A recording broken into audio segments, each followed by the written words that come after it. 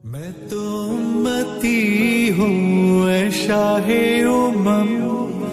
کر دے میرے آقا اب نظریں امت کو معلوم ہونا چاہیے کہ القدس شہر اور بیت المقدس کا تحفظ کرنے والے حماس کے نوجوان، الاخوان المسلمون کے نمائندے، ان کے تربیت یافتہ جو اس وقت علم اٹھائے ہوئے ہیں فلسطینی کاز کا، جو تحفظ کر رہے ہیں بیت المقدس کا، شہر القدس کا اور غزہ کا اور پورے فلسطین کے مسئلے کو قرآن اور حدیث کی روشنی میں لوگوں کے سامنے پیش کر رہے ہیں، اپنی جانوں کے نذرانے پیش کر رہے ہیں، وہ ہیں جن کے بارے میں نبی پاک علیہ السلام نے فرمایا تھا لا تزال طائفۃ من امتی ظاہرین علی الحق،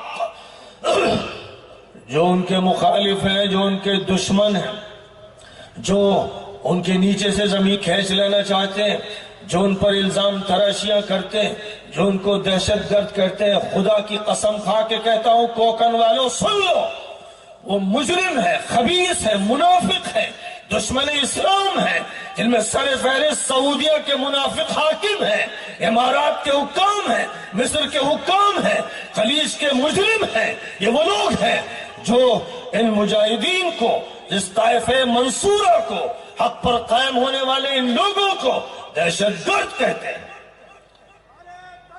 یہ بات یاد رکھنا، تمہیں عام مولوی یہ نہیں بتائیں گے، اور میں تم سے کہتا ہوں یاد رکھو، جو ان مجرم اور منافق حکومتوں کے خلاف بولتے نہیں اور لکھتے نہیں، خدا کی قسم کل فرشتے ہوں گے قیامت میں، ان کے گریبان ہوں گے اور خدا کے حضور میں حاضر ہوں گے، اور اللہ کہے گا جب ظلم ہو رہا تھا اور جب میری شریعت کو پھینکا جا رہا تھا، اور جب جزیرت العرب میں سینما گھر بنائے جا رہے تھے، اور جب جزیرت العرب میں عورتوں کو ننگا کیا جا رہا تھا، اور جب لیوم کے نام سے نئے شہر اوریانیت کے بسائے جا رہے تھے، اور جب حرمین کے تحفظ کے لیے اسرائیلی کمپنی کو سیکورٹی دی جا رہی تھی، تو اے مجرم مولویوں، صوفیوں، ملاؤں، خانقاہوں، مدرسوں سے تعلق رکھنے والوں، تمہاری زبانوں پر تالے کس نے چڑھائے؟ تمہارے ہونٹ کس نے سیے تھے؟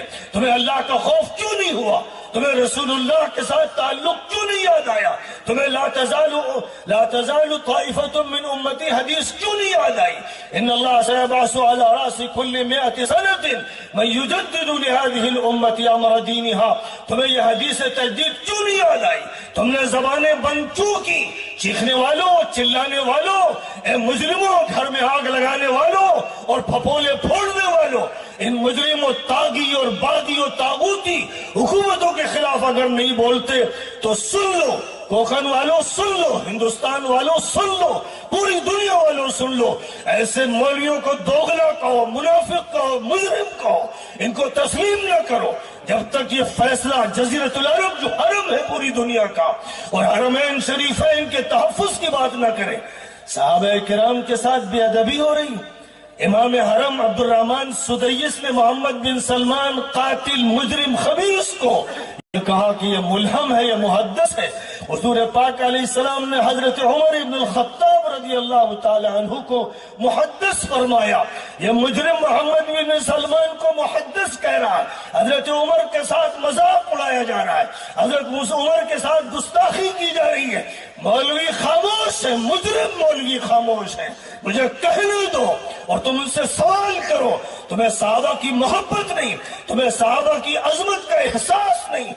صالح مقامسی سعودیہ کا ایک بڑا عالم جانا مانا ہوا، اس نے استنبول کے سعودی قونصلیٹ میں خاشقجی کو قتل کرنے والے خبیثوں، مجرموں، گندے ناپاک انسانوں کو کھل کر ٹیلی ویژن پر تشبیہ دی حضرت خالد ابن الولید رضی اللہ تعالی عنہ سے، اور محمد بن سلمان کو تشبیہ دی حضرت ابوبکر صدیق سے۔ سارے علماء خاموش ہیں۔ میں کہتا ہوں بولتے کیوں نہیں؟ حرم پر ڈکیتی ہو رہی ہے، صحابہ کی بے حرمتی ہو رہی ہے، خلفاء راشدین کی بے حرمتی، حضرت خالد ابن الولید رضی اللہ عنہ کی بے حرمتی، تم چپ کیوں ہو؟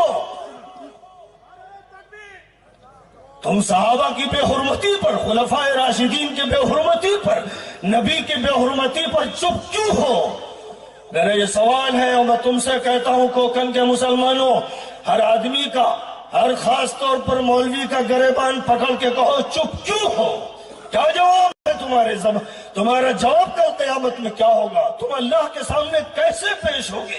تم نبی کا سامنے کیسے کرو گے؟ تم ابو بکر و عمر و عثمان و علی کو کس آنکھ سے دیکھو گے؟ یہ ہیں جو رسول اللہ کے نمائندے ہیں، یہ ہیں جن کے بارے میں حضور پاک علیہ الصلوۃ والسلام نے فرمایا علیکم بسنتی وسنت الخلفاء الراشدین المہدیین من بعدی عضوا علیہا بالنواجذ۔ میری امت کے لوگوں، میرے طریقے کو مضبوطی سے تھامو اور خلفائے راشدین کے طریقے کو بھی مضبوطی سے تھامنا، انہیں ماننا۔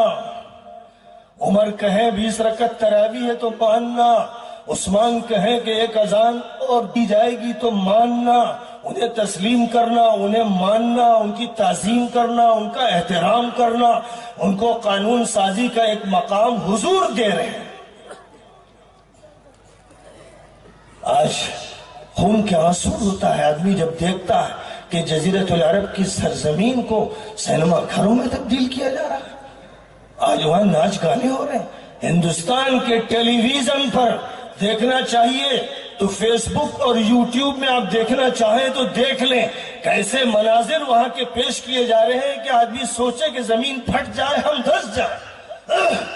ایسے مناظر پیش کیے جا رہے ہیں، لیکن بے غیرت مسلمان، بے غیرت ان کے جھوٹے و مکار مولوی، جن کی زبانیں بند ہیں، جن کے ہونٹ لگتا ہے کہ ابلیس نے سی دیے ہیں، جن کو شیطان کا ڈر ہے، حکومتوں کا ڈر ہے، اللہ کا ڈر نہیں ہے، رسول اللہ سے شرم نہیں ہے، خلفائے راشدین کا لحاظ نہیں ہے۔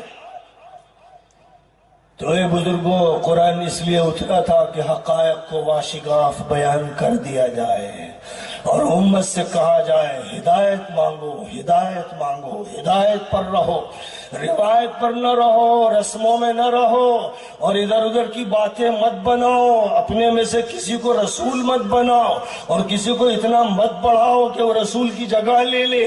جس کا جو درجہ قرآن نے دیا ہے، حضور نے دیا ہے، اس کو وہی رکھو، اپنی طرف سے کچھ تجویز مت کرو۔